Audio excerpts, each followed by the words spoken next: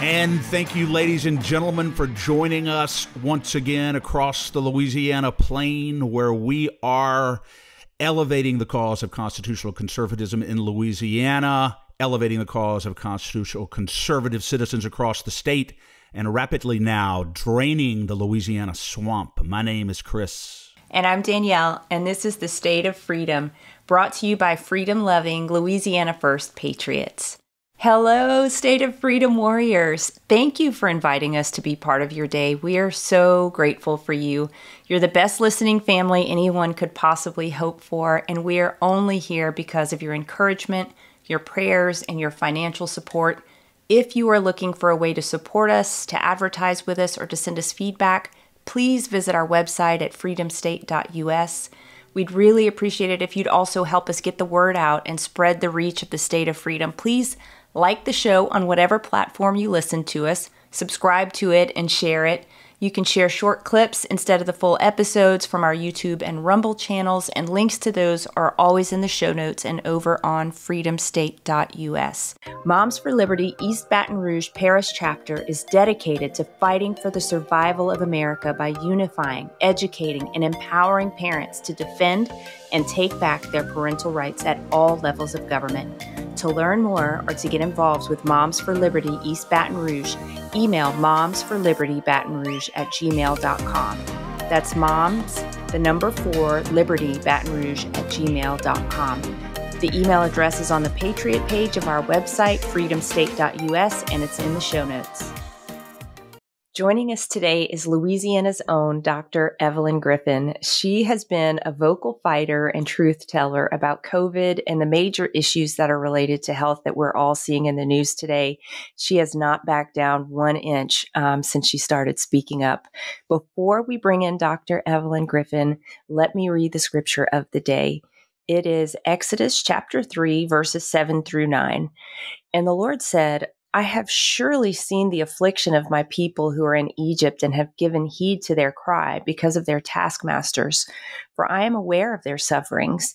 So I've come down to deliver them from the power of the Egyptians and to bring them up from the land to a good and spacious land, to a land flowing with milk and honey, to the place of the Canaanite and the Hittite and the Amorite and the Perizzite and the Hivite and the Jebusite. Now behold, the cry of the sons of Israel has come to me.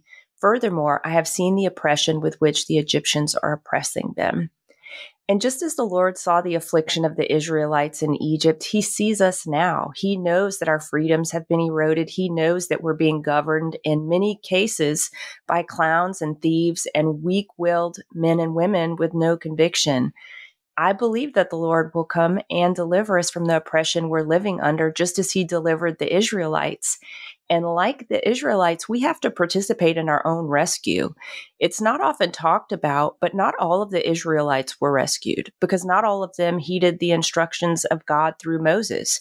Jewish scholars suggest that somewhere between 1 out of every 50 or even as few as 1 out of every 500 Israelites refused to go with Moses. So they got left behind in Egypt.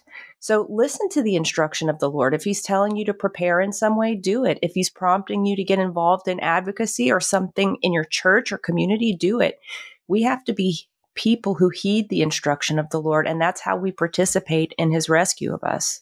And I love that. Participate in our own rescue. You know, there are people I know who are good Christians, very good-hearted people, and they pray fervently. But, you know, St. James said that faith without works really is dead. So we have to, in participating in our own rescue, involves work, it involves courage, it involves diligence, and it involves the daily exercise of responsibility in order to get where we want, because we are his instruments on earth.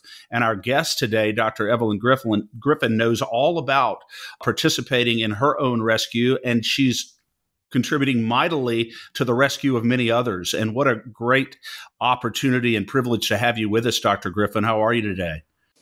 I'm doing well. Thank you so much. And I thank you all for doing this. And that scripture is ever so timely. I'm very impressed with it and with the choice. And I have to say that what stands out to me in that is the phrase of milk and honey.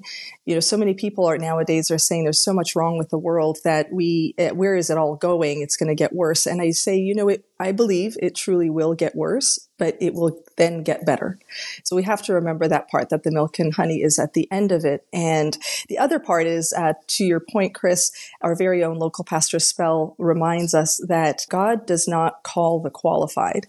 He qualifies the called. Wow. So we shouldn't wait until we are fully ready. And I remind myself of that very same saying, because every day when I come up to challenges or the advocacy, that even the work that I'm doing, I check myself in humility that I feel not fully prepared. But I remind myself that God qualifies us along the way. We just have to act through our free will.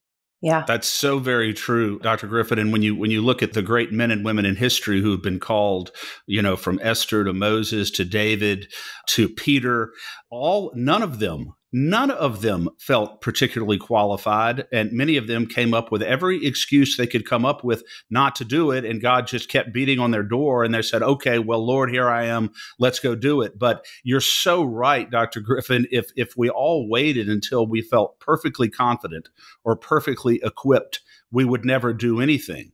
We have to jump in the fray and move forward, despite the risk and despite even personal feelings of inadequacy, because it's really through our weakness that he is made strong. There's a reason why God calls really the people who don't feel particularly qualified, because it's his glory ultimately that we are after, not our own. So that's such a powerful statement that you make. But I have to, before we do anything else today, before we get into the particulars of the issues, your story, your background, your family history is so compelling. Please take an opportunity here to tell our listeners about your background. Well, really how you got to be in the U.S. and then thereafter. Yes. Well, thank you. Well, I am an immigrant, twice thereover, and a legal immigrant at that.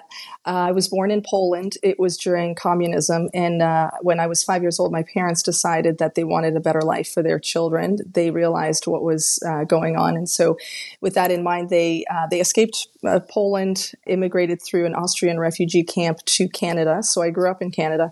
And then I made a second immigration to the United States. After studying at University of Toronto, I did medical school at Ross University, Dominica, and then LSU residency for OBGYN training. So along the medical journey, I met my husband, who is a Cajun. He is a physician as well. He's a vascular surgeon. I'm OBGYN, and I am now proudly Polish, Canadian, American, Cajun. You've got it all covered. That is so I sure good. Do. Yeah. When COVID comes along and you actually took the COVID vaccine, right? I did. I sure did. I did. I felt that I honestly didn't feel like it was going to do anything for me. I really am a strong believer in personal accountability on our own health. And I've done that out of, initially it was at the beginning of my life. It was actually by default because we were quite meager means. So go figure, the poor diet it could be a healthier one back then. But over the years, my mom was always very big advocate of health, your own health, working on your own health. So I always felt fairly healthy. I felt like I could fight this. Looking at the statistics from the very beginning, I was following COVID from the moment that it came out in China and then started going across the globe. And because I felt like it was going to come on our doorstep, and being OBGYN and, involved in frontline work, I would need to know everything that there is about this virus. So having followed everything and then the development of the vaccine, et cetera, I really felt that doing my own informed consent for myself, I felt like the risk of me dying from COVID was not superseded by any benefit of the vaccine. So I opted to initially not take it. But what really compelled me eventually to take it was the small fraction of belief that the potential of efficacy in preventing me from being a vector or transmitting it to my pregnant patients. So that was the crux for me, that I had two patients in one, and that God forbid I transmit the virus over to a pregnant patient. That was my part. So I ended up getting it for that reason. And then, of course, then all the data comes out that, well, transmissibility was really not prevented anyways. So I did, in full, eyes wide open. At the time, I remember discussing it with my brothers, my concern about eventual autoimmunity problems as a result of this vaccine. And now we're seeing more and more data come out to that respect, along with other problems from the vaccine. And you actually, when you began to do your research and begin to discover all this information about the COVID shot, you began to speak publicly about it in order to share information and make sure people were aware. Tell us about your public testimony, and then about some of the consequences of that. Yes, I was working at a large conglomerate, and this is not unique to where I worked. It's really large conglomerates in general, and many workplaces also beyond healthcare. Whereas I started speaking out and sharing information, having originated from Europe, I still have contacts there, and we were sharing information globally in terms of how patients were doing with COVID, what treatments early on were working for patients. And I was just not seeing that being applied in mainstream medicine. So I was wanting to share these studies, which I saw were not likewise on mainstream sharing in doctor groups. So I wanted to share this, and this was not really received very well, which I thought was at odds. I wanted to create a journal COVID club, which it was a journal club, which is akin to a book club where you discuss all the latest research, and you may not make any changes to your policies or procedures or your treatment algorithms, but you still get all the smarter amongst the physicians sharing the information. And that was repetitively denied for me to be able to do this. And so I kept going higher up the ranks to be able to do this. And after a while, got the picture that this was just not going to happen. And if anything, it was suppression of information in many examples. So I decided at that time that my path was going to have to be different. And I decided to resign after 15 years of practice. Well, in the meantime, a opportunity came up for a piece of, not legislation, but it was a proposal that the LDH was having that would require children, anyone from 6 months through college age, to attend any form of daycare or school to require the COVID vaccination. And there was a hearing in Health and Wellness Health and Wellness in the Capitol that December 2021. So I went to testify within my wheelhouse, and just to say, look, in the history of obstetrics, with medications being touted as safe and effective, there have been major blunders, and we didn't know them until much later, specifically diethylstilbestrol and thalidomide that had severe consequences.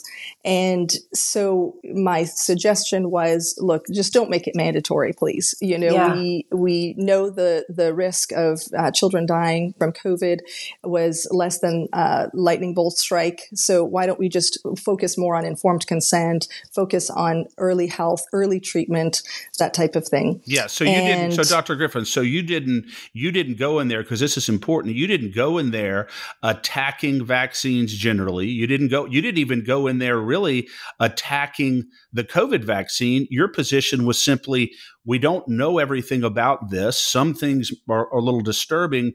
Just let people make their own choices. 100% correct. That's exactly my intention. And likewise, at my workplace, it was just the proposal of sharing of information. That's all it was. And to see how vehemently, and I say vehemently because I was at some point yelled at by administrators to stop trying to create something or trying to share information. And I was told, well, why don't you trust our experts? And I said, well, trust is a little bit of an emotional connotation. This is science. There's no room for emotion. Let's just all put all of our papers on our journal studies on the table, and that can be our first journal study, and including our infectious disease physicians that make our hospital policy, so that we could all be all the better knowing of how we make our policies. And the response to that was, well, that will create vaccine hesitancy. And so I said, I don't remember a time when medicine was practiced like this. And I think my path forward is going to be a little bit different.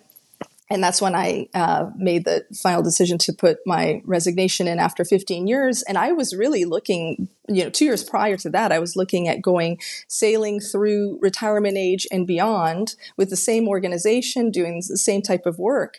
And suddenly my whole, life ground to a halt, because I said, well, I don't know. I mean, I'm going to stick to my principles. So if I keep doing this, I remember telling my husband, they're going to fire me.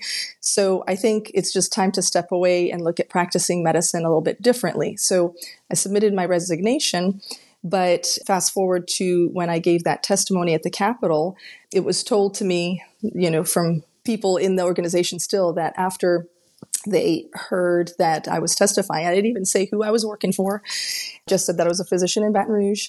And it was told to me that basically that led to me being put on administrative leave for the rest of my time at the organization until my resignation date. So I felt what it was like to be canceled. I felt, I realized it's a real thing.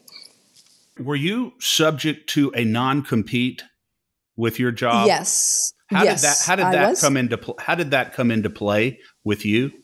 Sure. Thanks for bringing that up. I was in my contract. It was an evergreen contract, so I signed it straight out of residency. It had a 2-year non-compete that after my contract term, which was just 1 year, and then it renewed every year, I would have 2 years where I couldn't practice in several parishes. It was East and West Baton Rouge, Tangipahoa, Livingston, I think one more parish.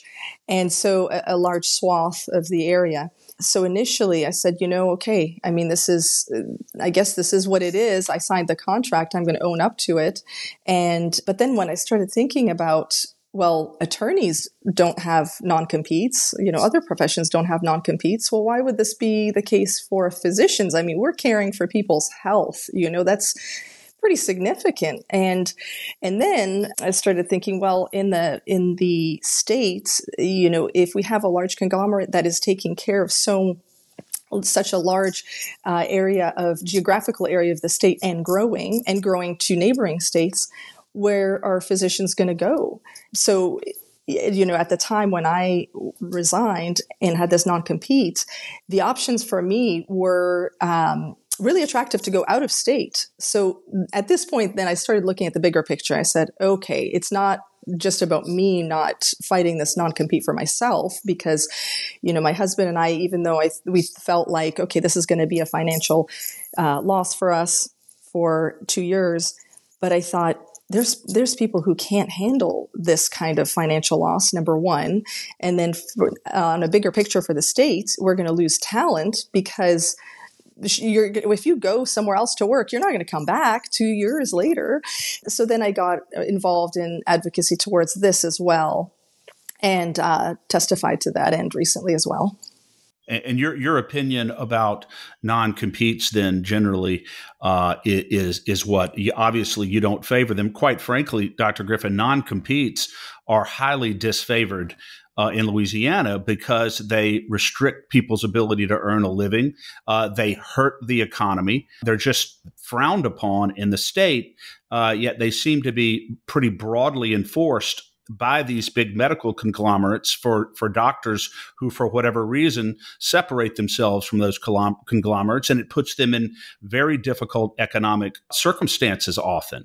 And so you are involved now in some legislation that would eliminate non-competes for doctors in these situations. Is that right? Yes, that is correct. Representative Eccles had proposed a bill, and I have to applaud him. He really has a clear mind, clear heart, and he proposed legislation to abolish non-competes, and that was just voted down. this past week, which was very unfortunate. There were statements that were said that, well, if doctors sign contracts, they shouldn't breach them. And I do agree with that. If you sign a contract for whatever this proportion of time, you should work out the contracts that you sign. But at some point, the non-compete portion of it is what I believe should be abolished. So if we never, break out of that type of contractual language, that if the non-compete is part of the initial contract, well, then we're going to have non-compete contracts forever. Yeah. It's handcuffs. Not logical to me. So it's not logical to me. And at some point, if lawyers would have had non-competes on their contracts, they would have had to break out of them as well. So how does this not apply to physicians and medicine in general? So anyway, the contracted portion of time to work, I believe, should be honored. After that, because during the initial contracted phase, I understand smaller groups, for example, you invest in the new physician coming up, you advertise for them, build them out, office space, etc. You need to honor that time. But after that, the non-compete, that I absolutely believe should be abolished. And it would incentivize large conglomerates to have workspaces that are more favorable and engage in those employees much better to keep them, so I think it would be helpful for everyone altogether. Yeah. Now, before we move on to another topic, I want to ask you this. Senator Patrick McMath, I spoke to him just a couple of days ago, has some legislation now. He does appear to be very sensitive to the situation that we're talking about with doctors. Wonderful.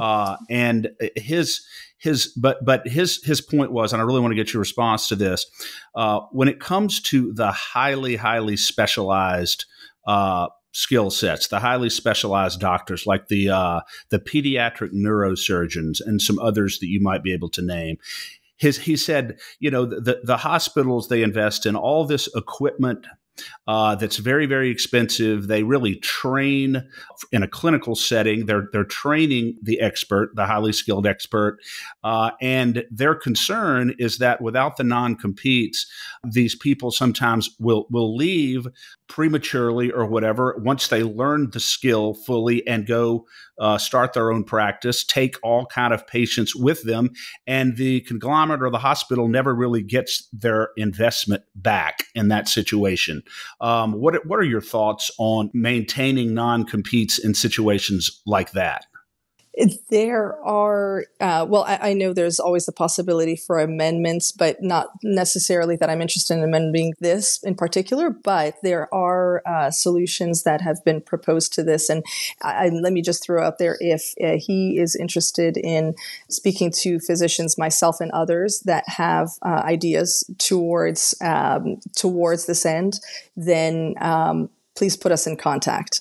I may just leave it at that for now, because I would love to see this type of legislation be successful.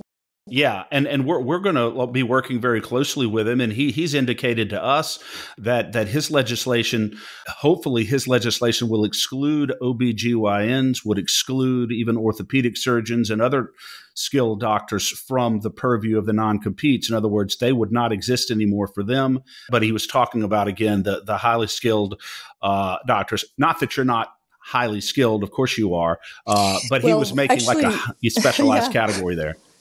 I know what you're saying. Actually, OBGYN has a primary care designation, but going back to my earlier response, that one solution is the contract length, the actual contracted work length. It may be solved on the front end that way. That's a great point. In other words, get your investment back. Get your investment back within the primary contract, and then once that's over and a doctor leaves, there should be no further obstructions, no further impediments. Bingo. Yes. And often when this happens during that contracted time, there is more incentive to make the program work better, which makes the entire department more lucrative or more attractive for another physician to fill that spot later.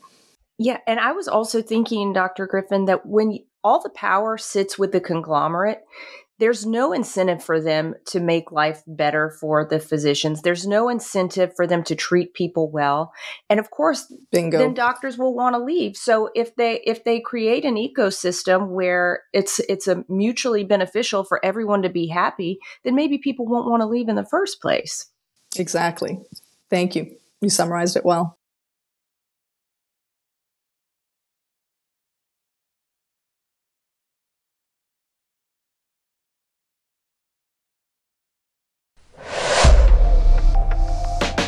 I'm excited to share a fantastic opportunity for State of Freedom listeners who are interested in investing in precious metals or even starting a home-based business in the precious metals industry.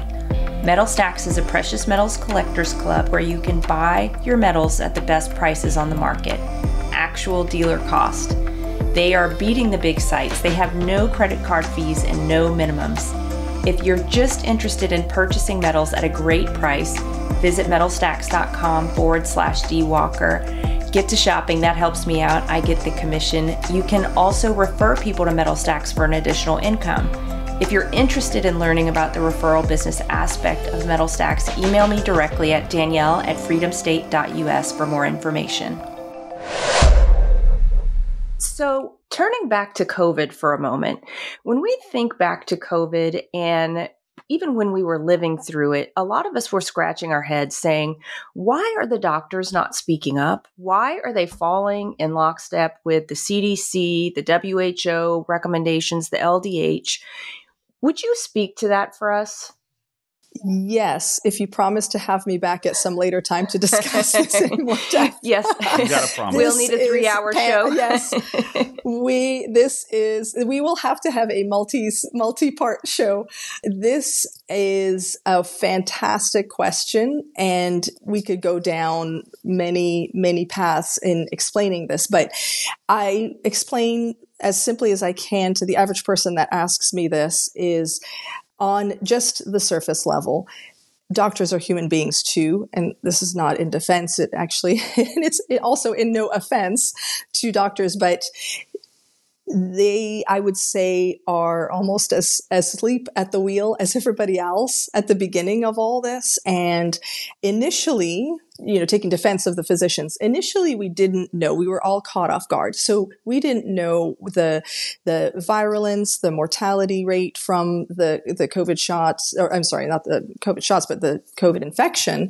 So it was really, the element of surprise was pretty significant in everybody's psyche, followed by the fear mongering but the genuine fear of what are we going to do for our patients? So because of lack of knowledge and because of this happening so quickly, that really we were caught off guard. And I mean, doctors, almost universally go into medicine because of the altruistic desire to help the fellow common man.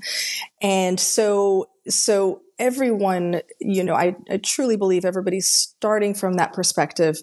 But then as life comes, other things come along the way. And you are basically from the beginning of COVID, we were all just flooded with information and policy changes. And there was so much going on in the middle of your actual busy practice of caring for patients that it was this inundation of, I would say, policies more than thoughtful early treatment of the illness. And so everybody basically had the blinders on and just started following protocol.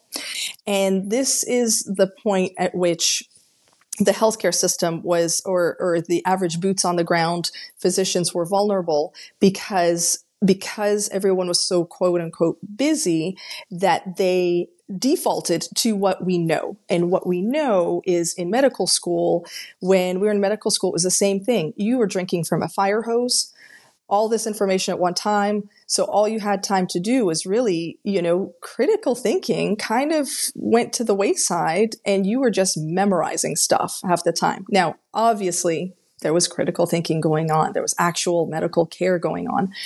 But there was so much information that there was a lot of memorization that it lent itself now, fast forward to 2020 and a pandemic, that you kind of defaulted to, okay, I'm going to follow the authorities because I was always told to trust the authorities, all the 3-letter agencies.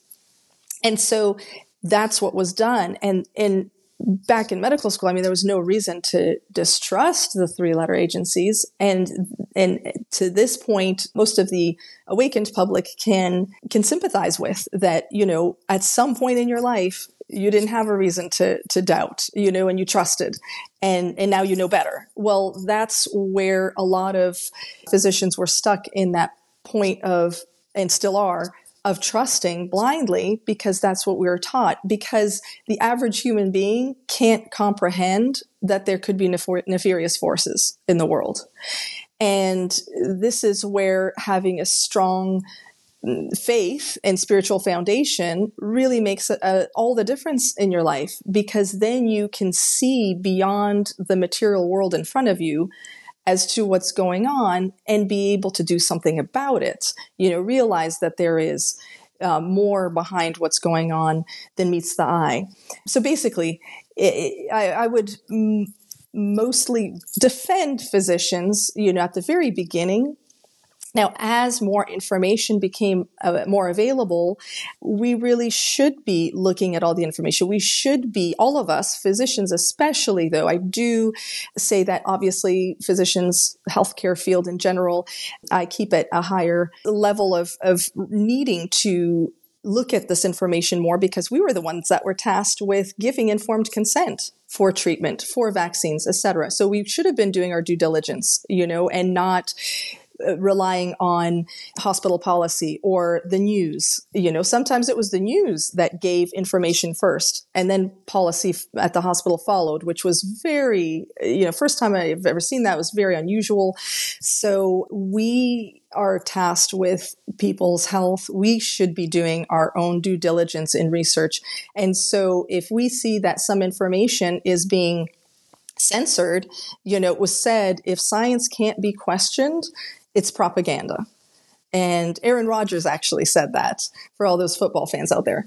And I love how he summarized that, because it's so true. The more questions, it was the first time in my career that I ever had a question. When we were in residency, if you were asked a question, you were made to feel like an idiot, because it was part of training.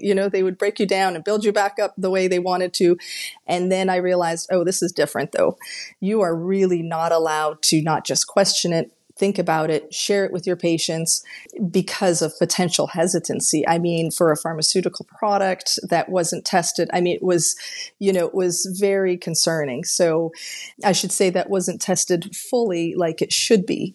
So, and then ultimately, being human beings, physicians, fear basically shuts down critical thinking for everybody. So, physicians being human beings too, their own critical thinking can get shut down. And that's not to say physicians have to think like me, or they have to, think that there's a, harm to certain products. But rather, where did our curiosity go? Where did our curiosity go to say, let's ask questions and see what the answers are? We don't have to agree with the answers, but let's ask those questions. Now, I'll give the carrot for the next episode is basically there is, and my understanding has gotten much more broad in terms of the overall corporate capture of healthcare from many, many different avenues, from public, private entities, in terms of how we are trained, that, there's lobbies that are engaged in physician training and what goes into physician training. So it's a much more broad topic that sets the stage for how did it happen. And the ultimate answer is corporate takeover. And then, the next episode would be what's behind that corporate takeover. Yeah.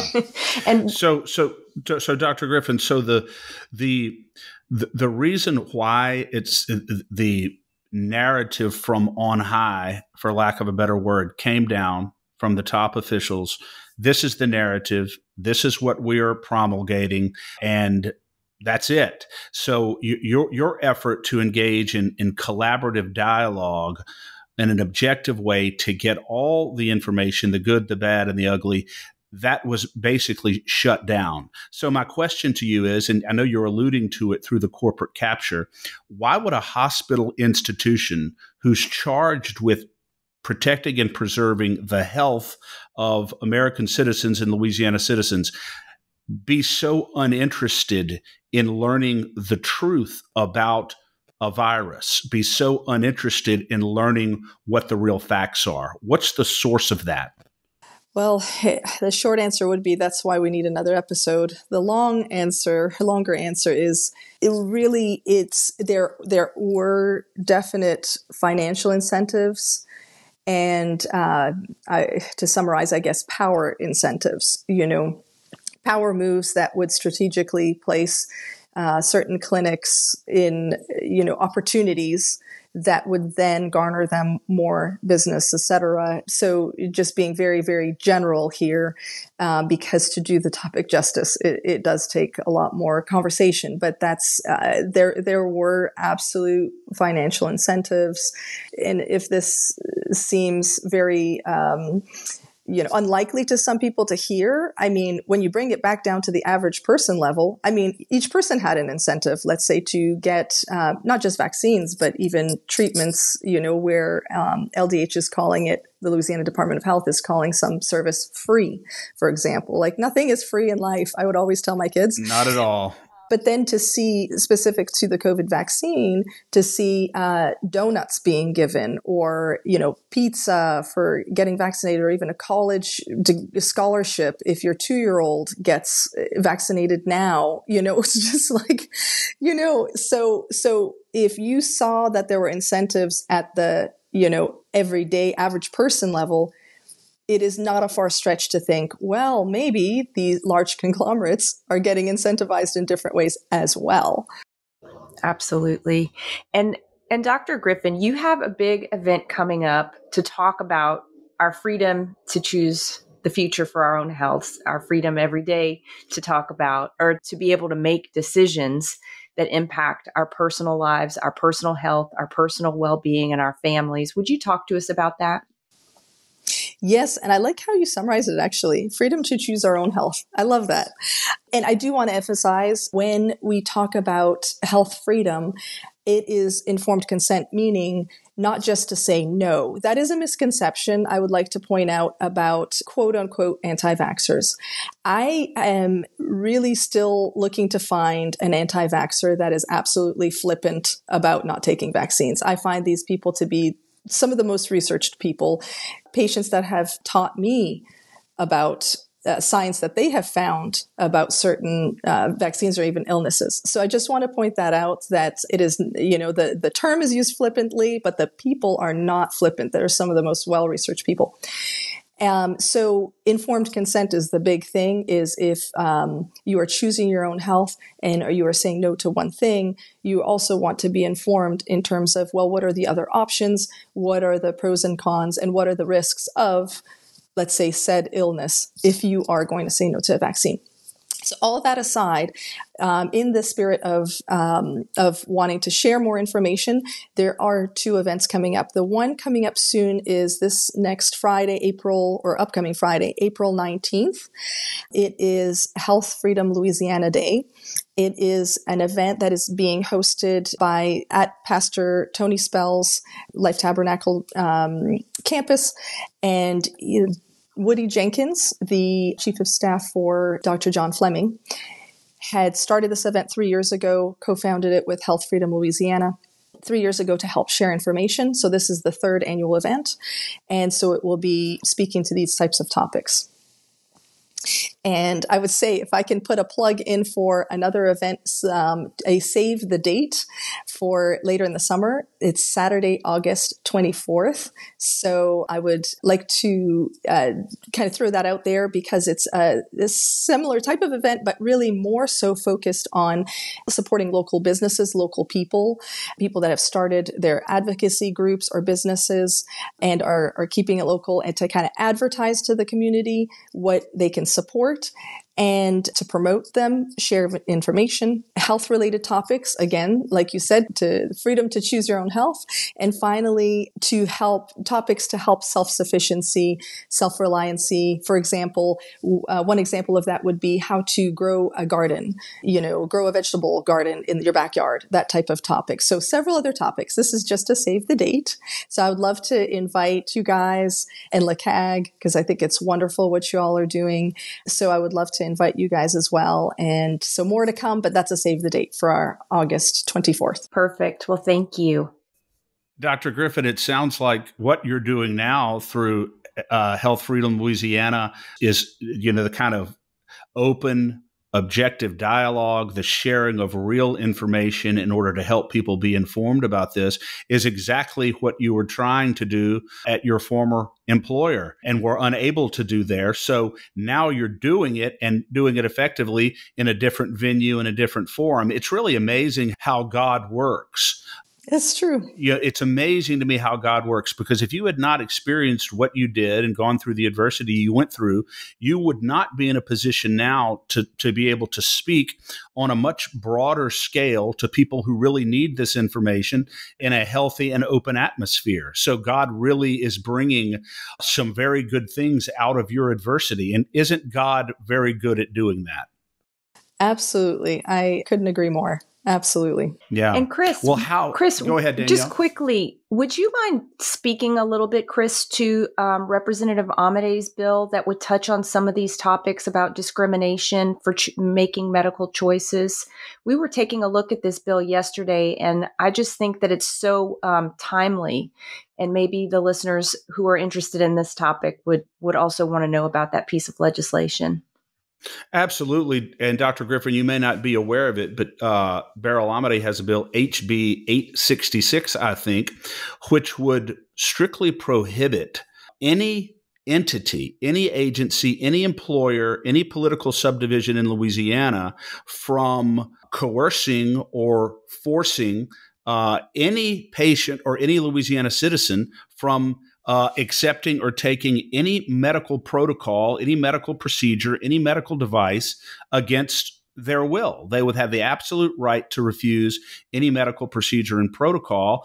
And if the law was violated and they were forced to do so, or if there was an effort to force the citizen to do so, then they would have civil redress in court to sue for damages and other remedies. It looks like it's a very strong law that's very broad and goes well beyond COVID. It goes well beyond employers. And we were so impressed when we read it. But that is something that I think you would may be interested in. Yeah, and I think it also touches on anti-discrimination, if I'm not mistaken, Chris. Yes. In other words, basically, it prohibits any kind of discrimination against a Louisiana citizen for refusing any medical protocol, any medical procedure that they simply, in good conscience, don't want. It's really a conscience bill is what it is. And so we're going to be very involved in that. And just wanted to get, before you go, your brief thoughts on, or at least in principle, on that type of legislation. I mean, just what you're saying, and in principle, I think that's just, if nothing else, common sense. I think that absolutely makes sense. I mean, it's crazy we should make bills and laws that we have to do this. But it does actually strike a note at the heart of the argument that we should all get the COVID vaccine for the greater good. And that was in like mind, discussed by my family. And I said, well, you got to be careful. If anything is ever mandated, especially through an emergency act, it's a slippery slope. And so I love what you're saying about Representative Amade's bill, because it is broad from what you're saying, and that's what it needs to touch on is you saying, okay, we're starting with a small point of giving up this one freedom, which people say, well, it's for the greater good. It's just, for this one illness. Well, no, it actually sets a precedent for many other things. And the precedent. So, yes. And so, hopefully, other topics I know you all are covering as well is the WHO treaty, coming up in May 2024. So that's a whole other topic that absolutely dovetails into that. Yeah, what you made a very great point there, Dr. Griffin. That the precedent, the danger. I think it was James Madison, I think one of our founders, who said that you don't look at the degree of the violation necessarily. You look at the precedent, because the danger is always in the precedent. And once you allow a precedent to be set that violates human sovereignty and human dignity, it always leads to further and further encroachment, to further and further infringement. So that's why he says the danger is in the precedent, and you're so right. But before you go, tell our listeners how folks can attend the event that's coming up. It sounds like it's going to be a wonderful event. And also, how can they learn more about the work of Health Freedom Louisiana? Okay, with the Health Freedom Louisiana, HFL, their website. And you can send it to me after. I'm sorry, I don't have it handy. No, okay. I'll put it in the show notes. That's totally fine. Show notes, perfect. Yeah, that'd be great. That'd be great. Thank you. And you're and what? Finally, what's the date again? Where is it? And are you speaking? So the first event I mentioned is on for this Saturday, April 19th. I am speaking. It will be, and it's called Health Freedom Louisiana Day, and it is located in central Louisiana at the Revolution Square, which is Pastor Spell's campus. And so the event that I did, the save the date, not to make it confusing, but the future save the date for August 24th will be at the same location. So Pastor Tony Spell and his wife, Sister Shay, are very generous in offering their venue for these types of talks. It's actually very difficult to be able to speak freely out there just in public venues. So believe it or not, so even public libraries. So this is very generous of them to offer their space. And I would like to put a plug in for him, because it kills me that this is not in mainstream news, but he was one of the rare spiritual faith leaders that did not close his doors, even on day one of lockdowns. And he got arrested for it 33 times. And he came out of it and turned it into an amendment into our Louisiana state constitution to defend our ability to practice our faith. What a hero. Regardless of emergency declarations. So absolute hero. We need more of that for sure. What a hero he is. It's amazing what he's been through. I know that you have to go, but I have to ask you this, because I know personally a number of people who have taken the vaccine and who have suffered some pretty significant adverse effects. You are also pretty well versed, if I'm not mistaken, because of your research, in some of the protocols that can be taken to diminish the effects of the vaccine. Is that right, Dr. Griffin? Did some of the things you can do to maybe avoid the effects of it? I am knowledgeable of these protocols. I have not treated anyone directly that is significantly affected, but I do know, yes, the contacts, the people that do deal with this. And actually, there's an organization, React 19, I believe is the name. And I'll get it to you, Danielle, as well, for show notes for people that really do need resources to this end, and other protocols that we can share in show notes. Awesome. Yes. There is hope for those who have had the vaccine and have suffered, and that is so very, very good to know that there are things that they can do. Well, Dr. Griffin, it seems like the time just flew by here. It was so informative, and it's such a privilege, as I said earlier, to have you on the show. We will have you back, and we are going to be encouraging people to attend the event. Just hats off to you for all you're doing.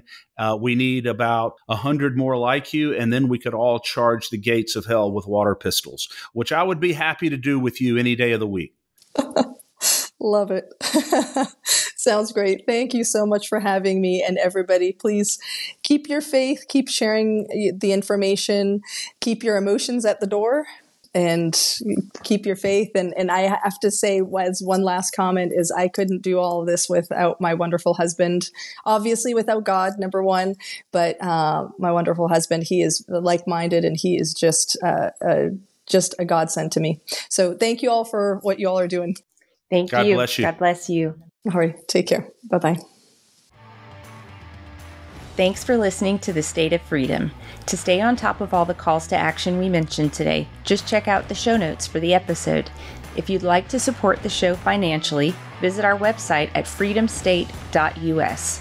If you'd prefer to give by mail, you can send a check to The State of Freedom, LLC, at P.O. Box 861, Berg, Louisiana 70343. If you own a business in Louisiana and are interested in supporting our show by advertising, please email us at info@freedomstate.us. To get involved with Louisiana Citizen Advocacy Group, visit lacag.org, LACAG.org, or email Chris at chris@lacag.org. If you're enjoying the podcast, please subscribe and share it. Give us a 5-star rating in the reviews. Thanks again, everybody. We'll see you next time.